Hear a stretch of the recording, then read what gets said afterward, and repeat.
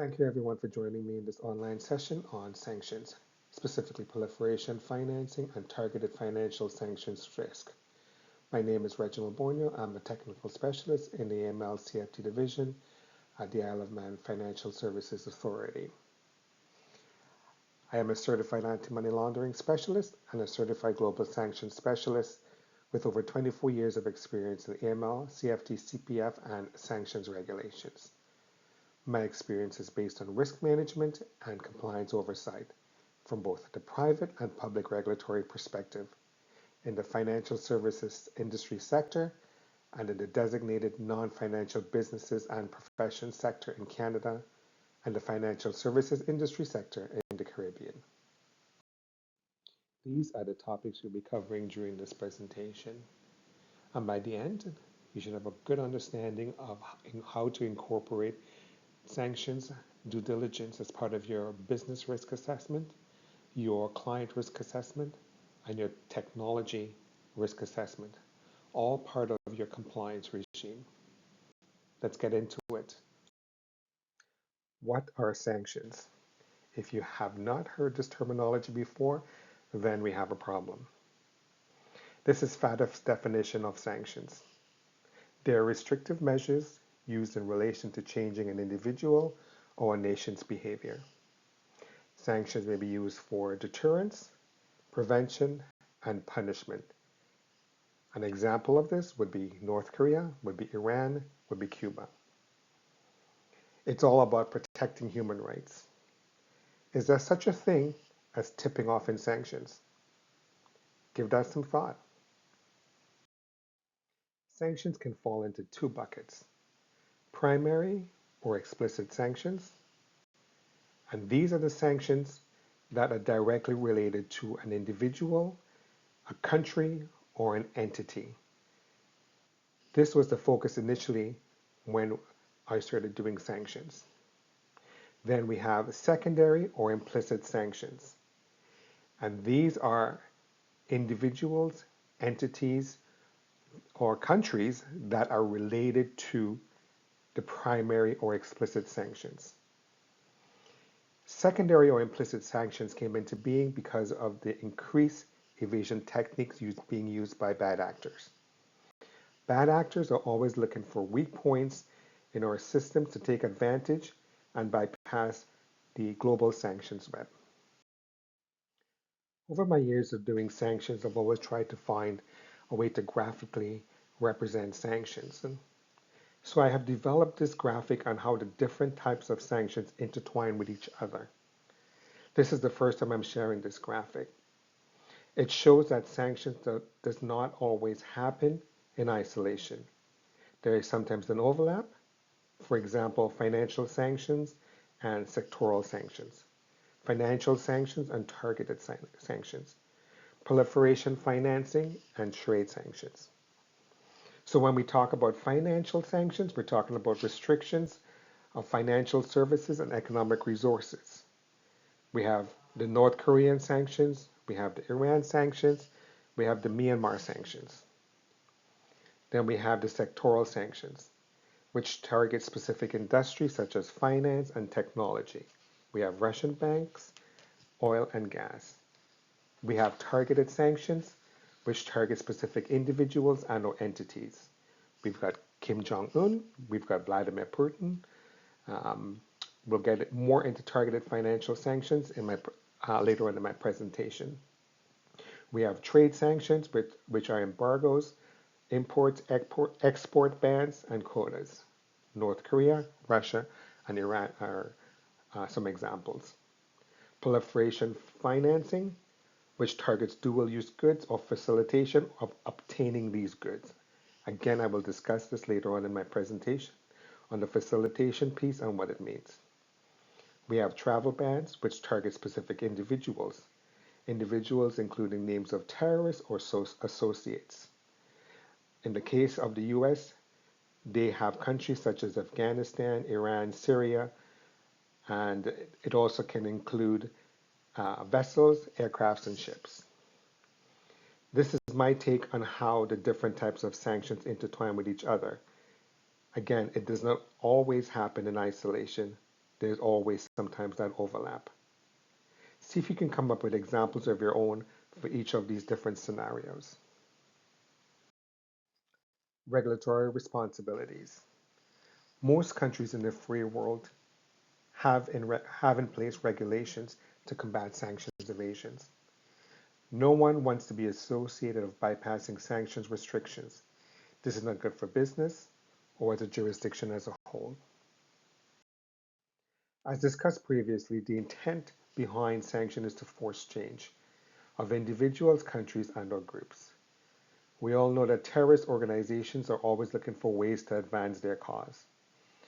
Denying them access to the financial system or the means to raise funds for their cause will always be a success in our books. However, they are getting more and more creative and we need to keep pace. What are we doing is helping to uphold international law, maintaining peace, and protecting human rights. Continuing on with regulatory responsibilities. Why don't we just screen against the UN sanctions list here in the Isle of Man? Is the UK list the same as the UN list? No, the UK list is not the same as the UN list. The UN list does not include Russian sanctions. The UN Security Council has 5 permanent members from 5 different countries: China, France, Russia, UK, and the US. And they all must agree to impose sanctions on an individual, an organization, and/or a country. Russia-related sanctions do not get approved, and Russia will not vote against the imposition of sanctions on themselves. It is up to the individual country or jurisdiction to impose these sanctions using their own list. This includes the Isle of Man. The Isle of Man has the opportunity or the ability to impose sanctions as well. Sanctions is not a standalone process. It is intertwined within a compliance program.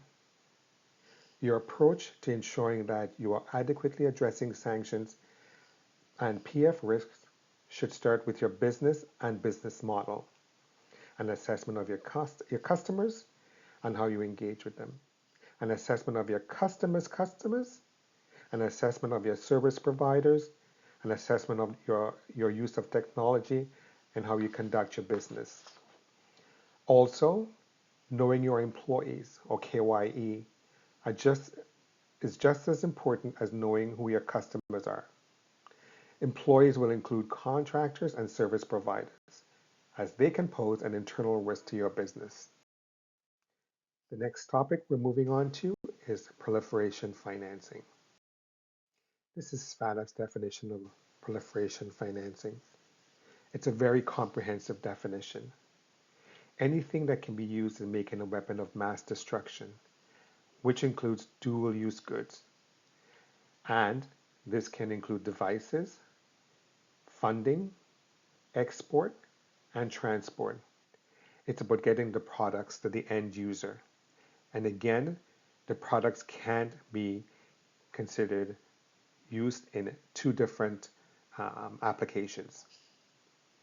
We have something as simple as an everyday electronic part, such as a doorbell button, which can be used in the making of a weapon of mass destruction. The pushing activity can be used in the trigger for setting the bomb off. As you can see from this slide, proliferation financing is a linear process. Proliferation financing can involve a multi-layered process to hide the intended use and/or intended user. Associated with proliferation financing is high-risk activities associated with special economic zones or custom-free zones. A special economic zone or custom-free zone is a specific area within a country that operates under different economic laws and regulations compared to the rest of that country. It is less strict. It's a good way to get sanctioned goods moved around without detection, and the bad actors know about this. There's also the transfer of goods through countries that shouldn't raise a red flag, friendly countries, so to speak. When we see transactions going through these countries, we tend to decrease our due diligence. Again, the bad actors know this and will take advantage and process transactions through these countries. However, there are those countries that would and should raise a red flag. Countries that have a relationship with sanctioned countries and or association with sanctioned individuals. You can find out which these countries are by doing an open source search. On this particular slide, we're comparing money laundering, terrorist financing, and proliferation financing activities. Note that the funds acquired for proliferation financing is usually through legitimate means to facilitate the process. The transaction process is usually complex and involves multiple layers to hide the origin and the destination. Initially, the focus of proliferation financing was on the trade aspect. As you can see from this slide, it involves more than the movement of goods. It's not just a tick box process anymore to identify proliferation financing. We've all been doing this for some time. If something does not make sense, then there's a good chance there's more behind the transaction and additional due diligence would be needed. When we look at financing and complex loans, where there is a presence of other objective factors such as an identified end user, you ask yourself, how did Kim Jong-un get his armored Mercedes vehicles? How did that happen? How was it financed? We've got direct loans or credit, general credit facility to facilitate export transactions, paying for the oil to create fuel for the bombs or the vehicle to transport the bombs. Providing corporate services to high-risk industries such as shipping and shipping companies, aircraft sales, and complex business structures, to name a few, that can lend itself to facilitating proliferation financing. No one is saying not to do business with these companies. If you're going to do business with high-risk industries associated with sanctions, then there's a requirement that you perform enhanced due diligence to mitigate any of the risks. It all comes down to the robustness of your compliance regime and the implemented due diligence. It's about the nature, size, and complexity of your business and its offerings. Proliferation financing due diligence is more than screening.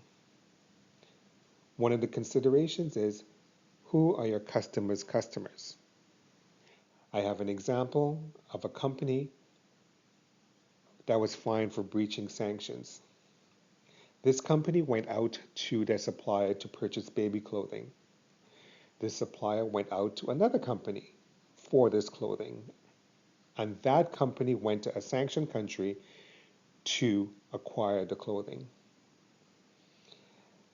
The initial request that came from this business requesting the baby clothing was inadequate in that they did not do the additional customer due diligence in terms of, who are you going to be getting the clothing from? Are you going to be doing any onward process of acquiring the clothing? They did not do that. And as a result, sanctions were breached and they were fined. I selected an insurance example to highlight proliferation financing. Not a lot of discussion on proliferation financing typology includes the insurance industry. A UK-based specialist underwriter was provided with a reinsurance policy for a vessel which had links to North Korea. After it was insured, both the vessel and the owning company were designated by the UN and UK sanctions regimes for involvement in ship-to-ship petroleum transfers with a North Korean flagged vessel. The underwriter was informed of the sanctions designation. They canceled the policy and notified OSCE. Now, was this a sanction breach by insuring the vessel? No, it wasn't a breach, as the policy was issued before the designation.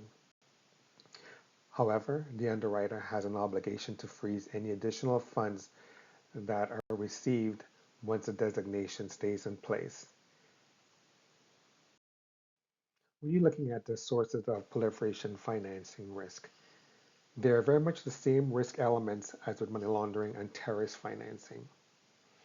We look at high-risk products and services, such as wire transfers that have little information regarding the originators, beneficiaries, and purpose of the transfer.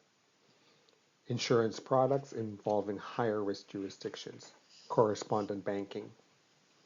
High-risk customer types, designated individuals, and individuals acting on their behalf or at their direction, such as family members and close associates.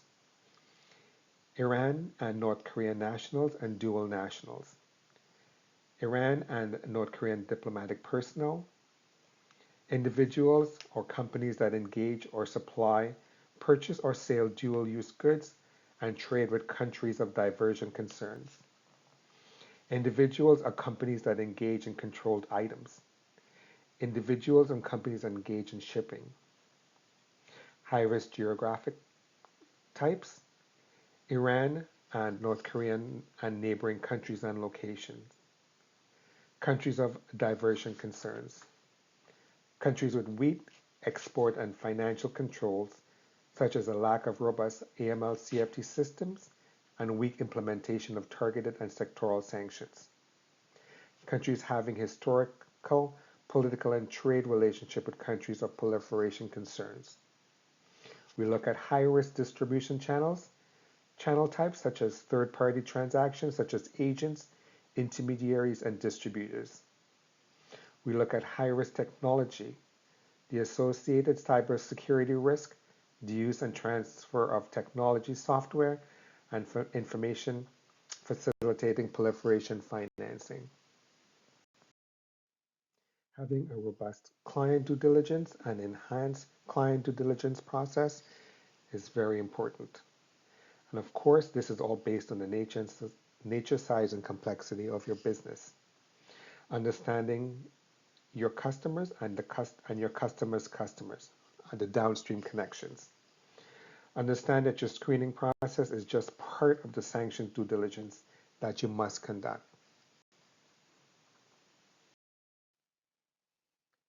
Knowing how to conduct negative media searches is very important, or open source intelligence. This is where you're able to connect individuals, entities, and bad actors. This is where you will get your intelligence.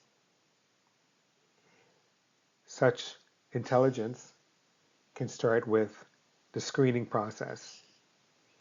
We have the manual versus the automated screening. Manual is possible, but much more challenging. The individuals and entities on the sanction list is constantly evolving.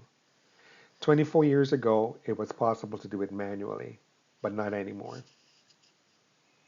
If you're going to be using the automated screening process, there are challenges with that, in that you need to understand where the information that is being used is being sourced. Because if you're getting the wrong information, then you're not going to be being very effective in the screening process. Also, staff training is very critical.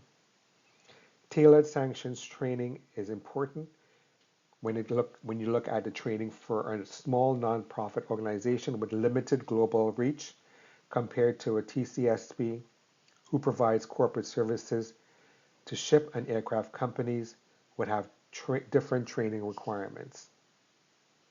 For me, when I started, it was very confusing as the names for the people on the list were very similar. But over time and with training, it got easier. Again, not one size fits all, and it's all dependent on the nature, size, and complexity of your business.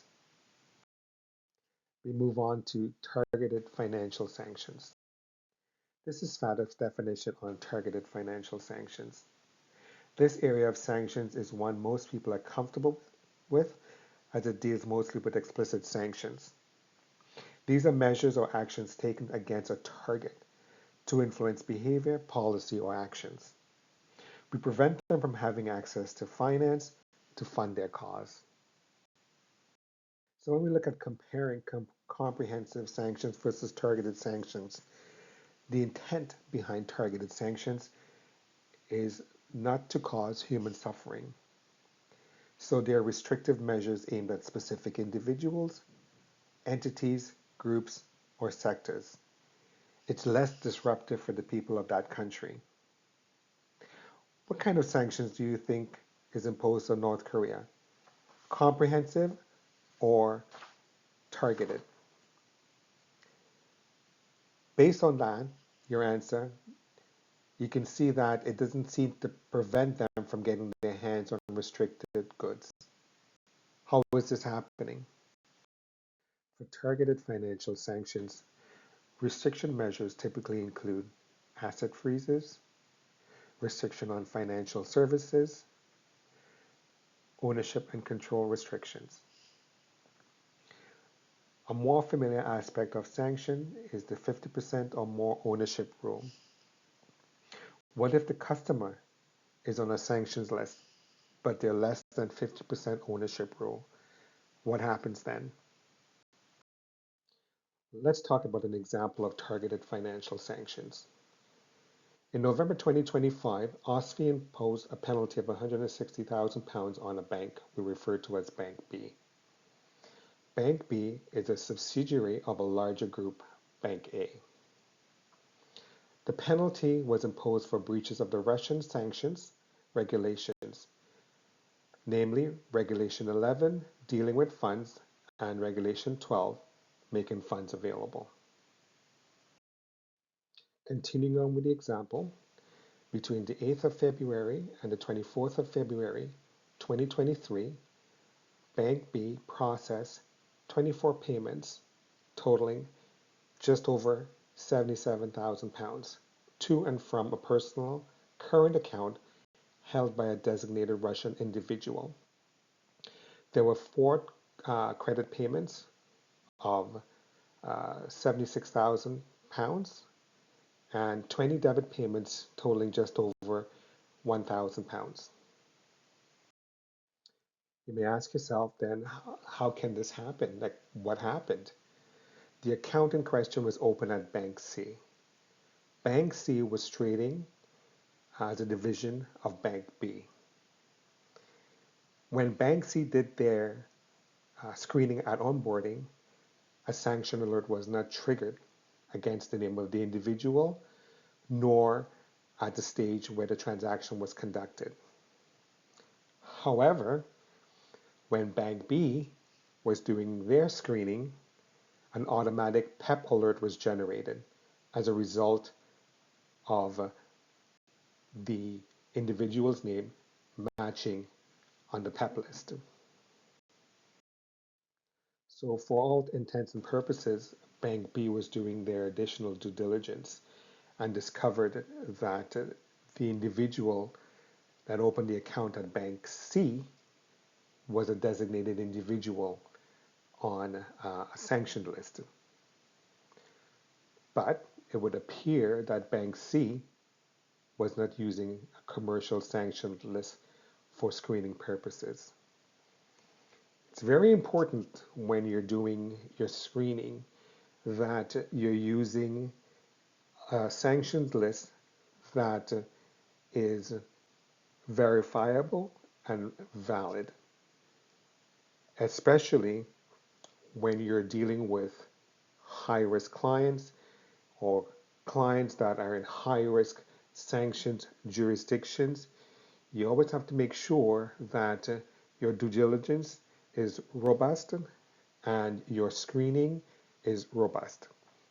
When you minimize the processes, then you end up in situations where you're exposed to sanction breaches, and that can not be a good thing for a jurisdiction or for your business.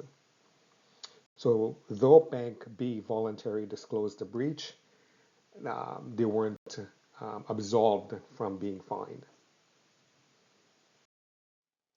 These are the same elements that we use to do the assessment of risk for money laundering and terrorist financing. And as we've learned earlier on in this presentation, proliferation financing. The approach is the same. We look at high-risk products and services, wire transfers that have little information regarding the originators and beneficiaries. High-risk customer types, designated individuals and individuals acting on their behalf. High-risk geography types, countries such as Iran, North Korea, and neighboring countries. High-risk distribution channel types, third-party transactions associated with agents and intermediaries. High-risk technology risk associated with cybersecurity and the use and transfer of technology software. The assessment of targeted financial sanctions is exactly the same as you would do for money laundering, terrorist financing, and proliferation financing. Like in proliferation financing, some of the best practice to counter targeted financial sanctions is having a robust customer due diligence and enhanced customer due diligence process, especially at onboarding. Again, it's all based on the nature, size, and complexity of your business. It's all proportionate. Understanding your customer, understanding the customer of your customer, and downstream connections. You have to understand that your screening process is just part of the sanctions due diligence that you conduct. One of the examples that I can relate to is the division of labor between insurance brokers, insurers, and reinsurers. And this can complicate the compliance process. Again, bad actors, they're pretty much up to what's going on and how things are divided amongst these insurance providers. Also, the insurance sector relies on banks to process payments of premiums and claims between the insurer and its insured client. And as a result, they tend to take a lighter approach to their client due diligence and enhanced client due diligence process.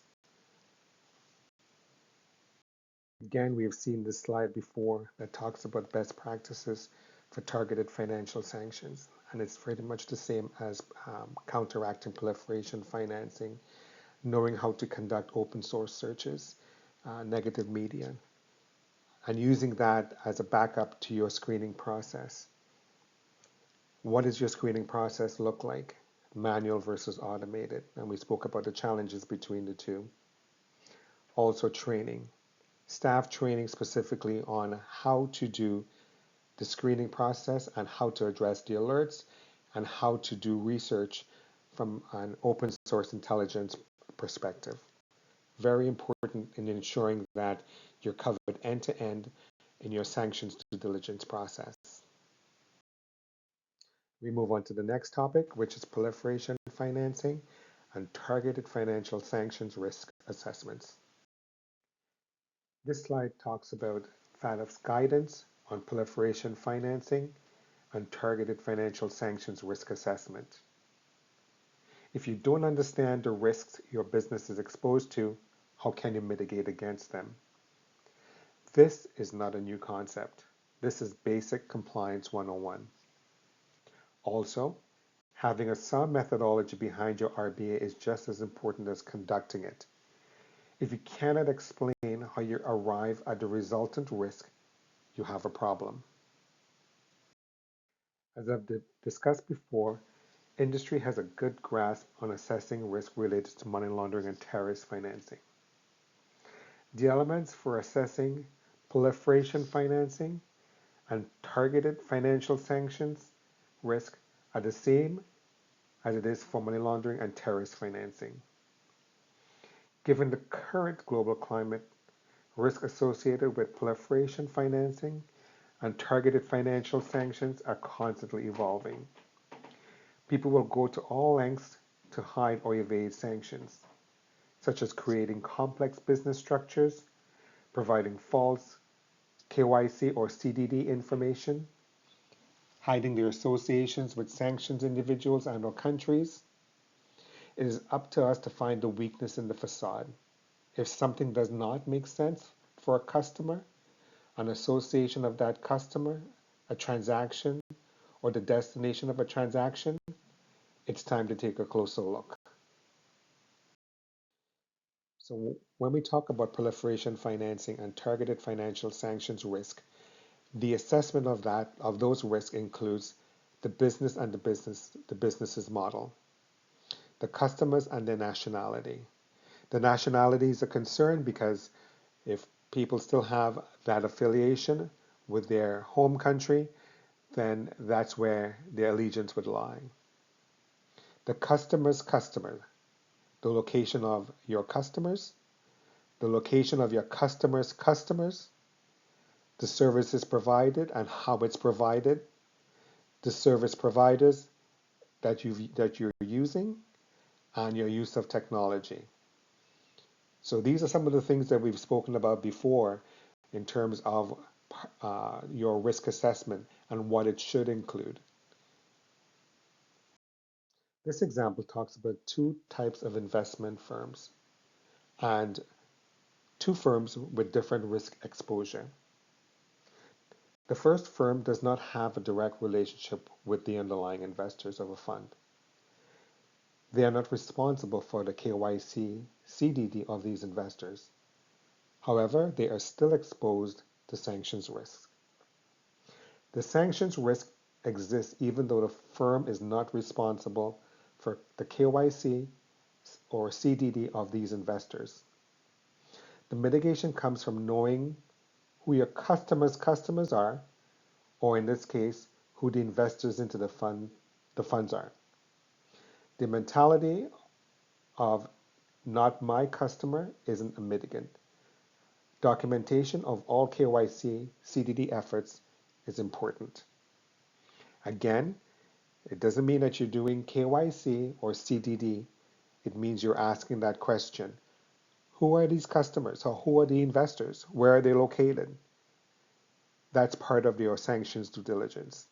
You're not doing the KYC or CDD, but you're asking additional questions of these underlying investors. The second firm knows who the underlying investors are based on the services they provide and are responsible for the related KYC, CDD of these investors. Sanctions risk exists and mitigation is needed. Remember, the nature, size, and complexity of a business plays an important role in the RBA process, including assessing proliferation financing and targeted financial sanctions risks. Having the awareness is the first step in mitigating sanctions risk. So when we continue talking about proliferation financing and targeted financial sanctions and the risk assessment associated with it, this all feeds back into the elements of the actual risk assessment itself. Again, it also is based on nature, size, and complexity of your business. Sanctions risk are constantly evolving, and this would impact your proliferation financing and targeted financial sanctions oversight. It's up to you to decide how frequently your risk assessment needs to be updated and what it would entail. Whatever you decide, it must be documented in terms of a process and include the approval of senior management. This is the final topic we will be covering, and it's about your role and responsibilities. I think I've been abundantly clear throughout this presentation that sanction due diligence is more than screening. So don't assume that the vendor that sold you a screening tool knows and understands your business. Screening must be tailored to the business. You need to understand where the tool that you're utilizing and where the data is being pulled from to screen your customers against. How quickly does this data get updated? Is your compliance regime robust as per the nature, size, and complexity of your business, the services you offer, the business of your customer, and customer's customer? How robust is your negative media searches to look for connections with high-risk sanctions, individual and jurisdiction? It's very important to note that sanctions is constantly changing every day, and we need to keep up with those changes. If we don't, there's a likelihood of having a sanctions breach. Continuing with your role and responsibilities. It's understanding, are you scanning the list relevant to the jurisdiction? How do you get updates to the sanctions list? Are you current with those updates? How do you report internally and externally? How do you keep up on the changing typologies and red flags? Are there documented processes for freezing and unfreezing funds and assets? It's important you understand what your roles and responsibilities are. You ensure all of your processes are fully documented and that your staff is receiving ongoing and in-depth sanctions training. Again, you have to look at the nature, size, and complexity of your business. It's all proportionate. Sanctions is ever evolving and it's not going to stop. It's just going to get more and more complex, and we need to keep up with it. I hope I was able to provide you with some meaningful insights into proliferation financing and targeted financial sanctions risks and ways to mitigate those risks. Sanctions is always going to be evolving, and we just need to keep up with it. And if we're not sure, then we need to make sure we get ourselves and our staff trained. Again, it's very important, whatever you do, to have it documented. Again, thank you very much for taking the time to spend listening to this presentation. If you have any questions, please feel free to reach out to us at aml@iomfsa.im. Thank you.